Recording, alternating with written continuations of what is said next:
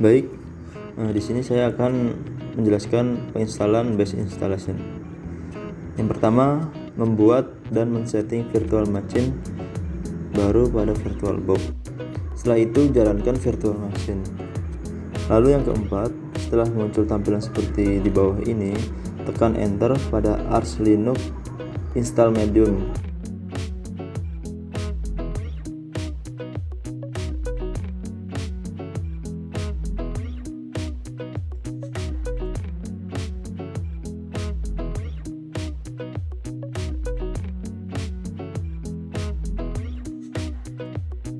Setelah itu akan melewati proses instalasi.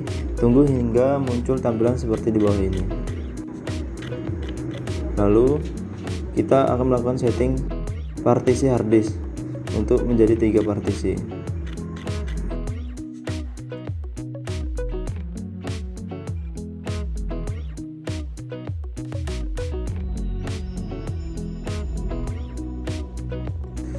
Setelah proses partisi sudah selesai, maka selanjutnya adalah melakukan formatting pada tiap-tiap partisi yang sudah kita buat sebelumnya. Untuk SDA1 kita gunakan mkfs.ext2, untuk SDA2 kita gunakan mkswap dan untuk SDA3 kita gunakan mkfs.ext4.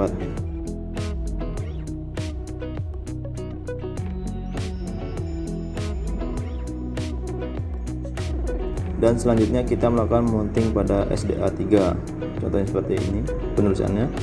Setelah melakukan mounting pada SDA3, kita mounting untuk SDA1 dan SDA2. Di sini SDA1 digunakan untuk mounting boot, sedangkan SDA2 digunakan untuk swap on. Sebelum melakukan mounting, maka kita perlu membuat direktori baru untuk SDA1. Setelah itu kita lanjutkan untuk install keperluan-keperluan dasar seperti Linux firmware, NetTools, Network Manager, OpenSSH, dan Nano. Penulisannya seperti itu di bawah. Tunggu proses download dan instalasi sampai selesai.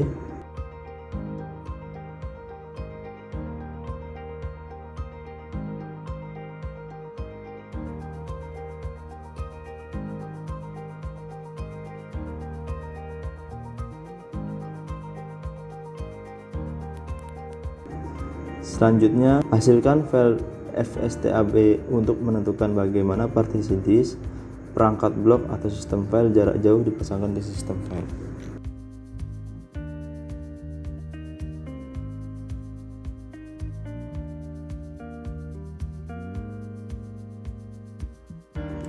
Setelah itu, ubah root ke sistem baru. Ini memungkinkan mengubah direktori root untuk proses yang sedang berjalan dan proses anak.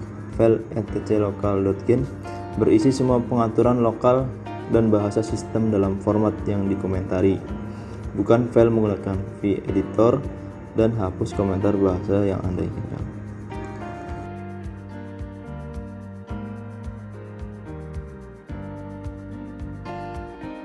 Sekarang buat konfigurasi lokal di file directory atau etc menggunakan perintah di bawah ini.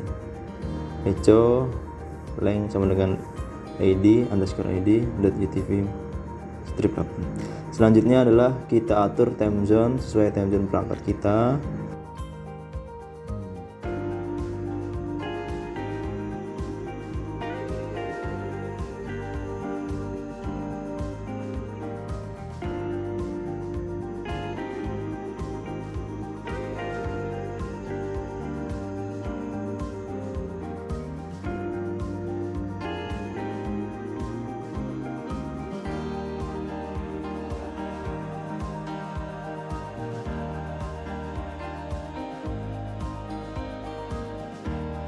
Lalu setelah itu kita melakukan setting host.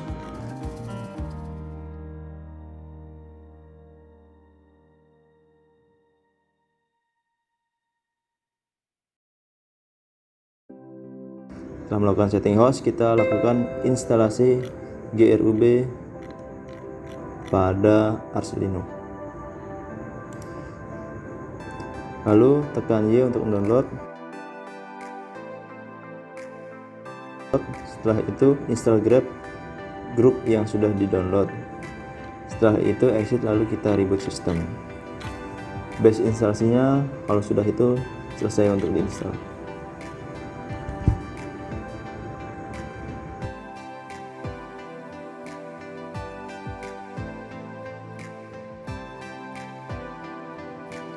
Saya akan menjelaskan cara menginstal GNOME. Dikarenakan Arch Linux yang kita install sebelumnya tidak berbasis GUI, maka kita perlu menginstal GNOME. Untuk melakukan instalasi GNOME, pertama kita perlu mengupdate sistem kita dengan perintah di bawah ini.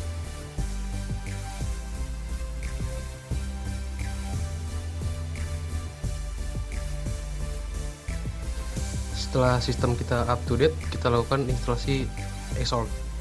Caranya sudo pacman strip x xorg strip server.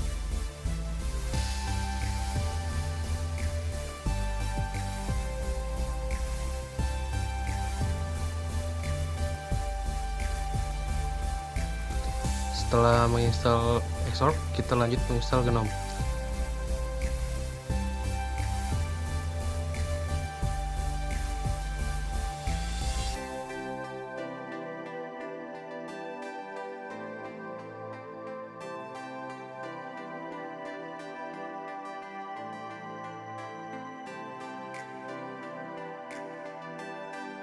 Setelah itu kita aktifkan JDM service untuk dapat menjalankan GNOME yang sudah kita install.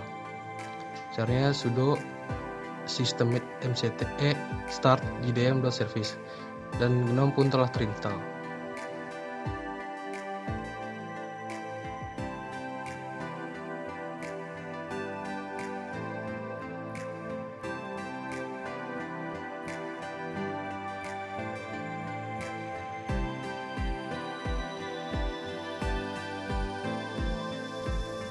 Assalamualaikum warahmatullahi wabarakatuh. Di sini saya akan menjelaskan bagaimana cara customize Arch Linux.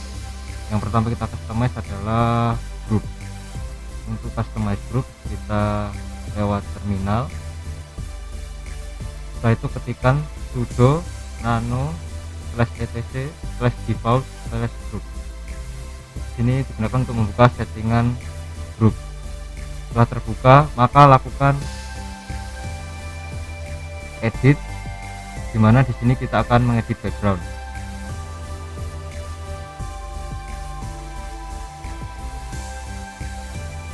Untuk mengedit background, hilangkan tanda pagar sebelum untuk mengaktifkan editan backgroundnya, lalu kita ubah untuk lokasi file backgroundnya. Setelah diubah, kita save, lalu kita exit dan kita reboot. Sebelum di reboot, kita lihat dulu apakah sudah terdeteksi hasil yang kita rubah tadi. Ternyata sudah terdeteksi. Setelah itu baru kita exit dan reboot. Reboot adalah penampilan backgroundnya. Selain dengan cara command line tersebut, kita juga dapat menggunakan group customizer. Untuk pertama-tama kita harus menginstalnya terlebih dahulu.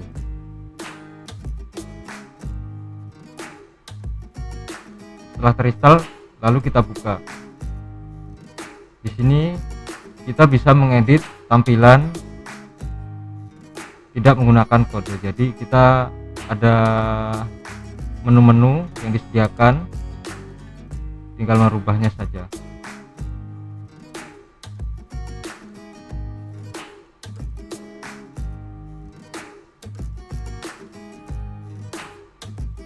Setelah itu di save,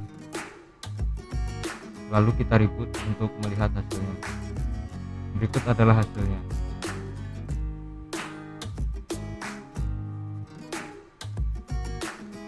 Selanjutnya kita akan menginstal GNOME Twix 2. Pertama kita install dulu GNOME Twix-nya.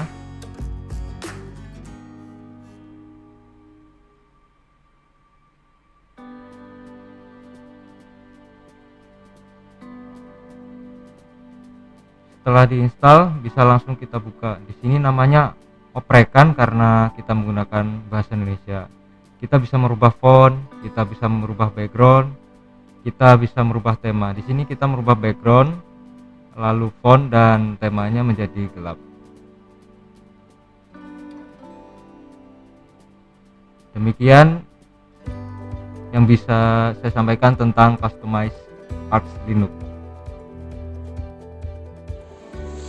Nah, dilanjut dengan siswa Afdalsyah akan membahas mengenai bagaimana cara menginstal aplikasi pada Linux, terutama pada Arch Linux. Pada kesempatan kali ini kita akan mencoba menginstal dua aplikasi. Yang pertama yaitu menginstal Firefox.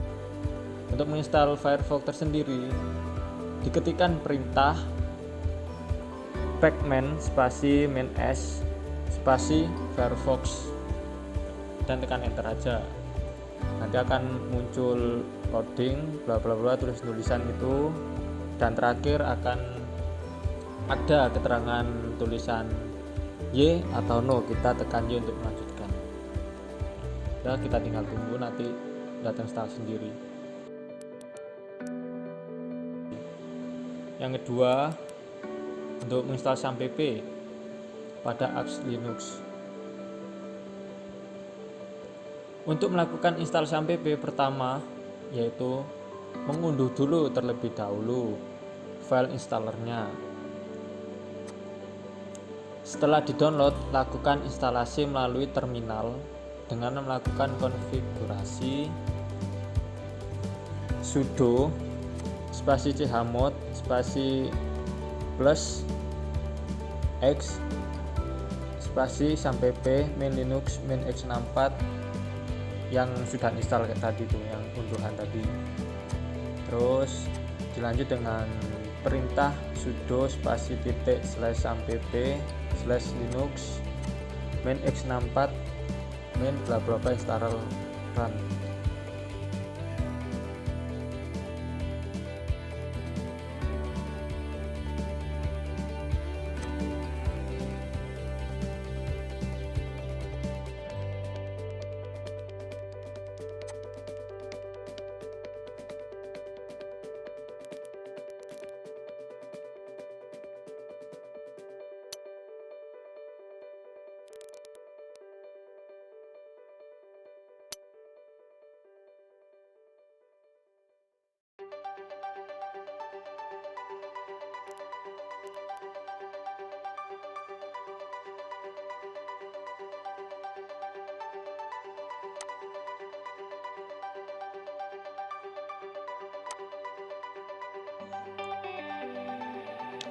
Di bagian ini saya akan menjelaskan perintah dasar pada Arch Linux.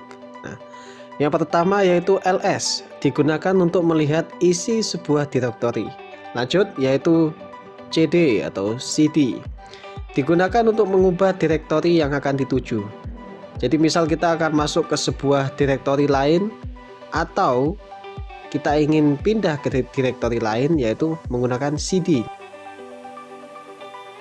Nah, selanjutnya mkdir, digunakan untuk membuat direktori.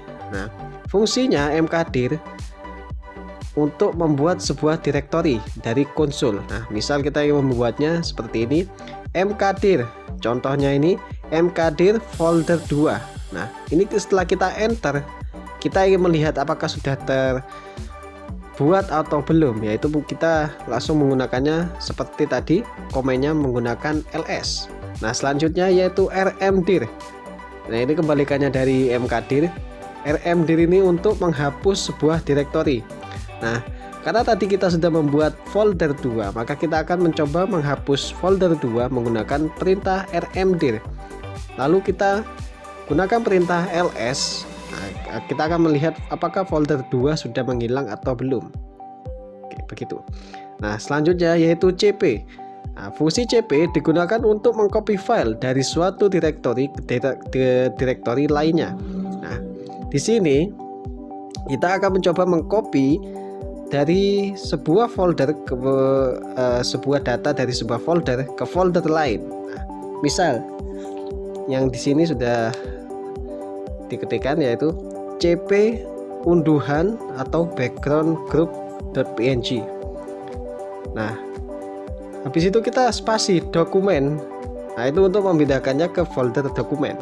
Nah, setelah itu di spasi, bukan di spasi, di enter, lalu akan sudah terpindah. Nah, untuk melihatnya yaitu sama, harus masuk ke dalam folder dokumen dulu, yaitu kita mengetikkan perintah cd dokumen atau cd dokumen.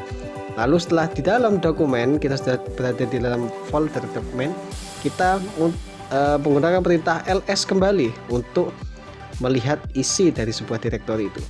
Nah, saat kita ls maka akan terlihat data yang sudah kita copy dari folder yang lain atau folder yang di luar dari folder dokumen itu.